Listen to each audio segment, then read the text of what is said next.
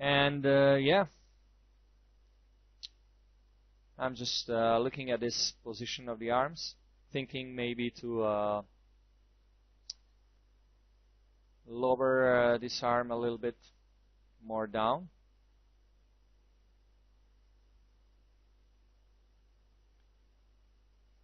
Right now it's looking just a little bit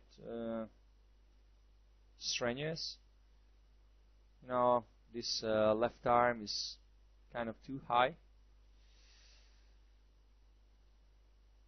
So I want to drop the right arm a little bit more down, and that's exactly what I'm doing right now. And I'm doing a little bending, and then deselecting last row of polygons, and again doing a little bit of bending, so that this bending is going to distribute kind of evenly over a bigger set of edge loops, so it's much less noticeable. We don't want to get that polygon twisting to be seen. So that's a neat trick. And yeah, happier with that pose right now.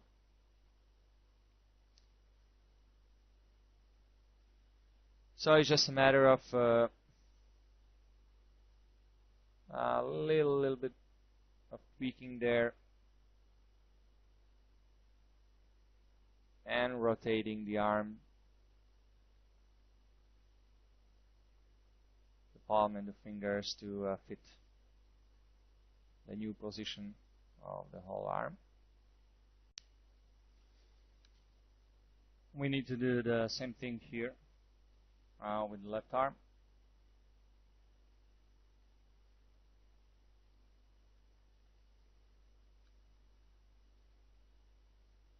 And yeah, it's not a long process, not a long thing to do, but we do need to nudge it back into place.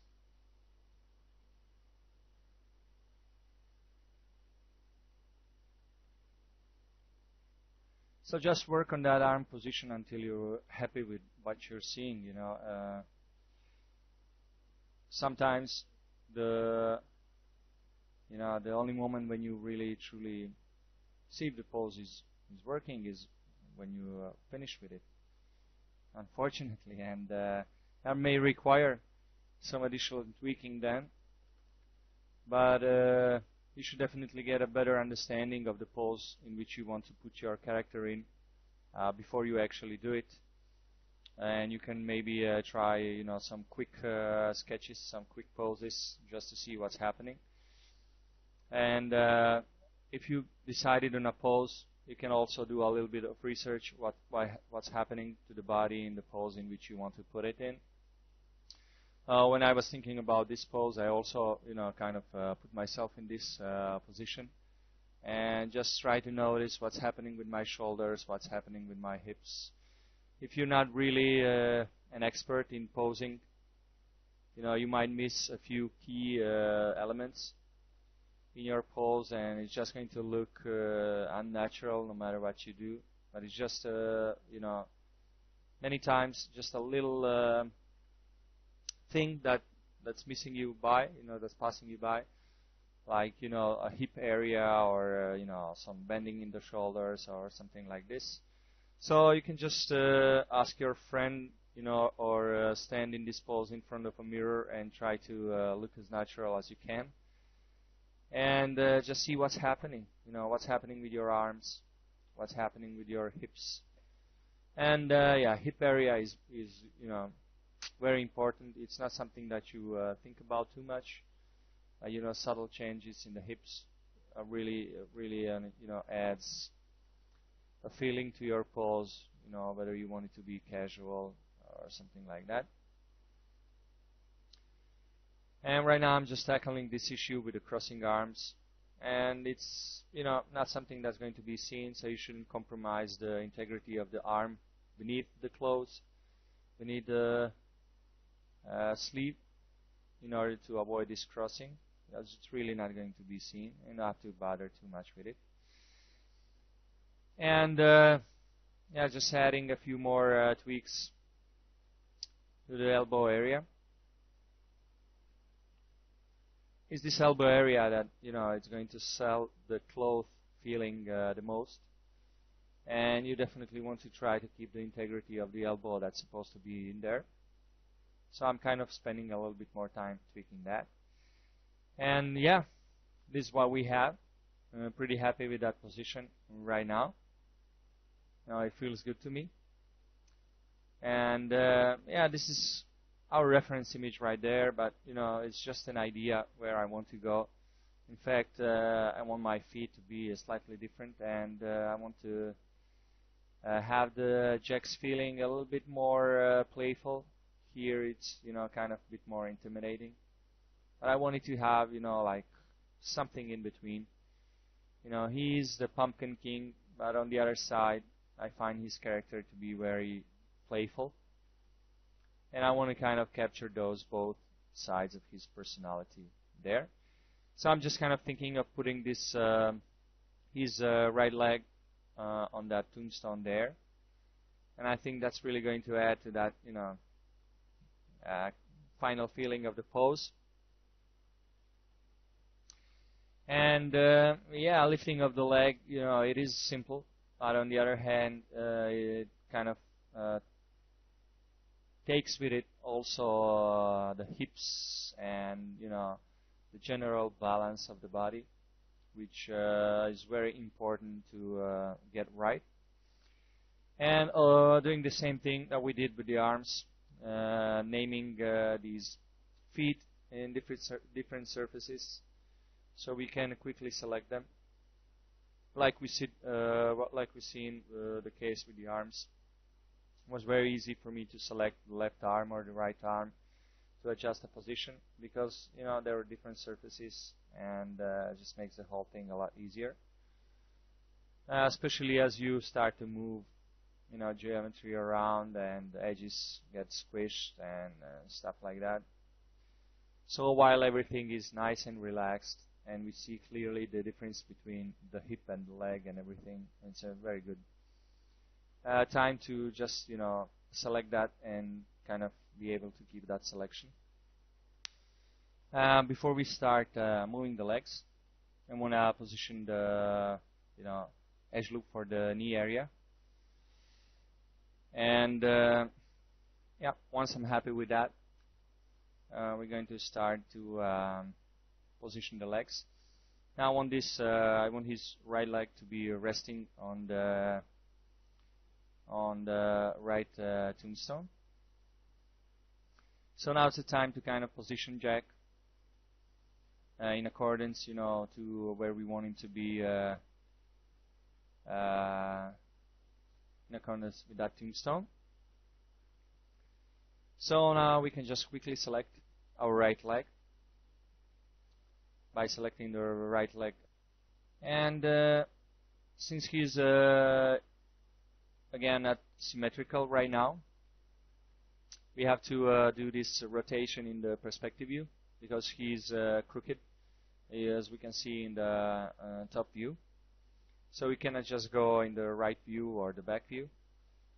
You have to go in the perspective view and kind of position yourself to be parallel with the leg and rotate it then.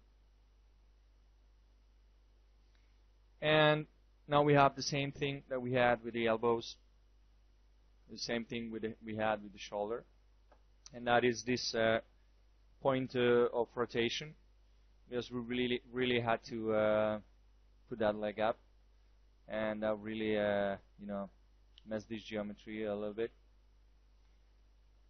As you can see here, polygons are intersecting each other, and, you know, we cannot leave it like that. It has to be a lot smoother. So yeah, we have to clean that up a little bit. Also take into consideration, you know, his butt cheeks, which are supposed to react to the fact that his leg is now really pushed up. And this whole hip area we have to clean up. And yeah, just kind of make your selection and hide whatever geometry is in your way to have a clear view of where the polygons went, so you can drag them out. So I'm just kind of moving that also out of my way just to get a better view.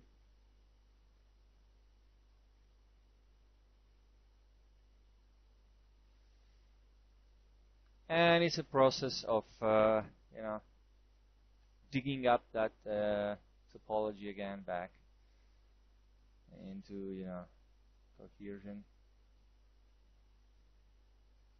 So an edge here, push there, and we're slowly getting there.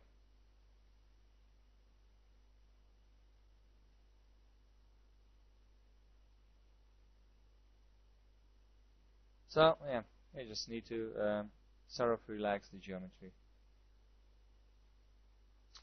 And we can see, you know, already we're getting there.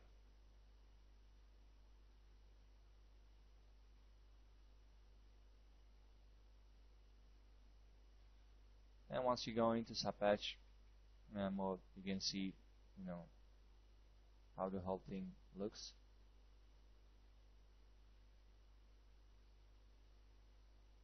Okay, so yeah, that's looking pretty good. Okay, and I hide everything just to see, you know, how everything looks together. And yeah, this area here is kind of too much inside, so we want to push that out as well.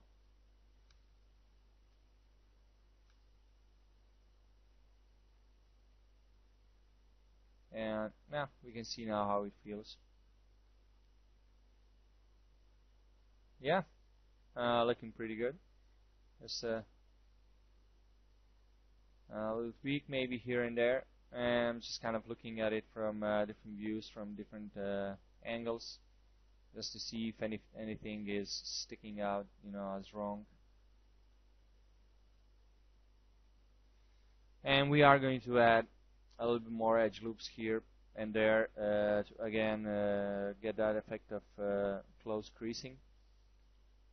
But before we do that, we should be, you know, before we add more geometry, we should be really happy with the pose.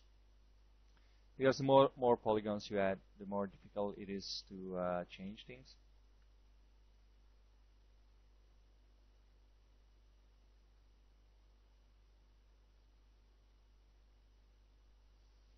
Yeah, that's looking a lot better. Kind of funny looking.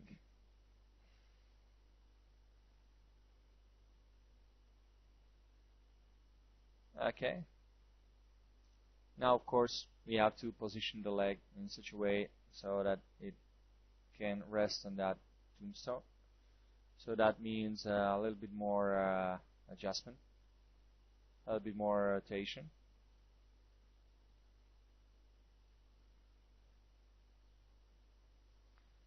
So yeah, we have to add a bit more edge loops here to be able to bend the leg, the knee area. You know, just one edge loop is not going to do, because then, you know, it would deform the whole leg.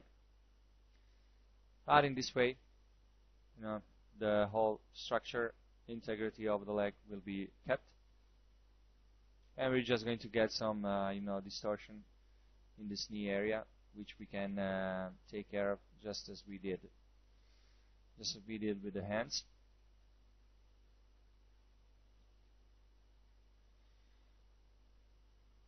So yeah, kind of looking at this from different angles and also different views. We have it in the top view, back view, and the right view, and it should feel natural in all of those views.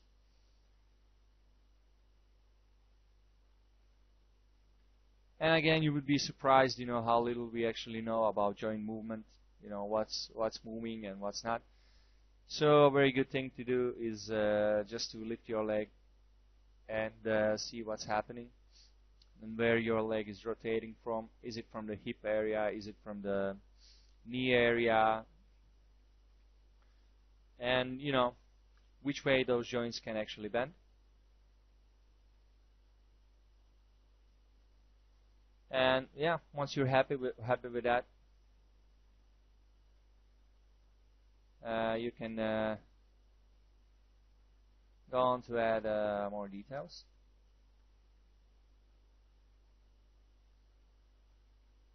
Right now I'm still playing with the position of the leg.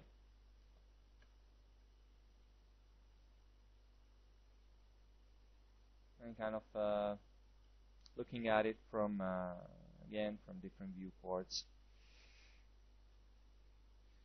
And yeah, pretty happy with that.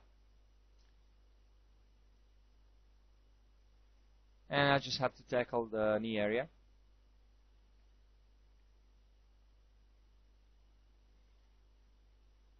And again, the same process we had for the elbow area.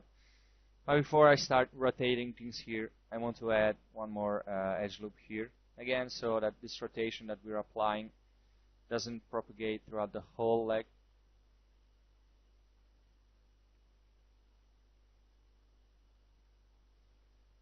And yeah, using the rotate, the move, and the stretch tool, we can achieve a very nice bend there.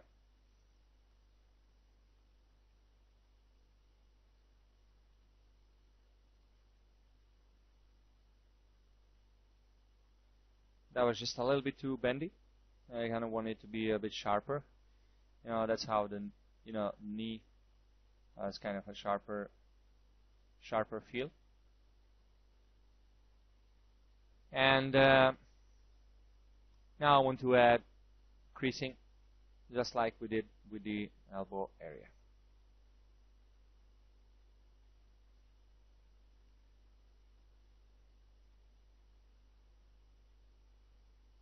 So again, I'm kind of testing to see different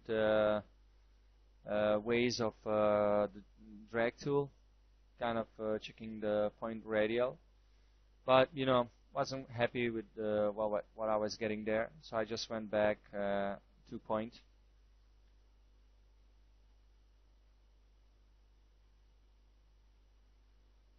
And yeah, just moving 1 point at a time. It also gives a bit more jittery feeling to it, and gives it a bit more natural look. It is a second longer, this is a small area,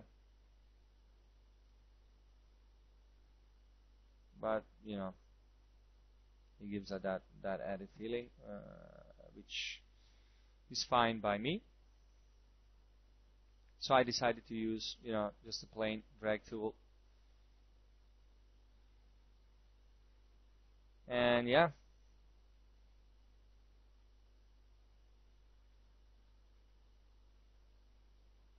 it's looking pretty good.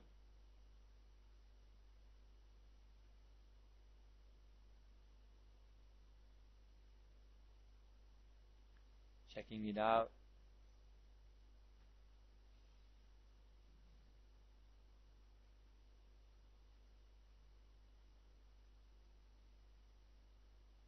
Yeah, just kind of relaxing this area here. We also want a close kind of pulse.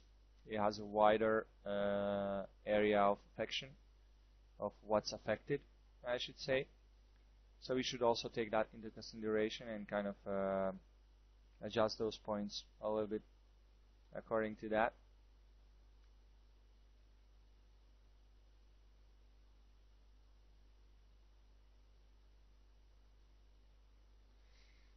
And yeah, it's always nice to have also the relax tool, the smooth tool, which really works very well in these situations.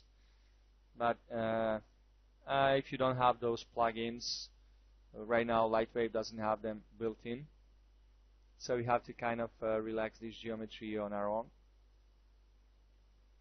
But we make a quick work out of it. And right now, yeah, I'm liking what I'm having here. It has that cloth-like feeling.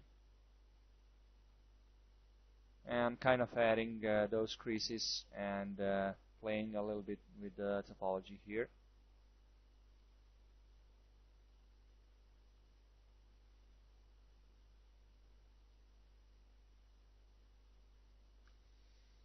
And yeah, checking it out, it's looking pretty good. Now we can add a little bit more presence of this, creases. We want them to be visible in the render. And of course, don't want to go too much overboard with it.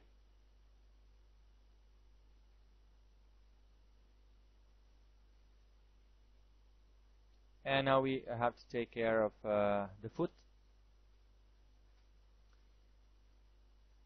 And yeah, it's just a matter of a little rotation. And kind of rest that foot on the cross. And yeah, it's the pose is coming along. I'm pretty happy with what we're getting right here. And this left leg, it's going to require just a little bit of touch up. And yeah, it has a really nice look to it. I'm pretty happy with what we have right now. And yeah, that concludes our posing sessions. And in the next couple of sessions, we are going to go into creation of the UV maps.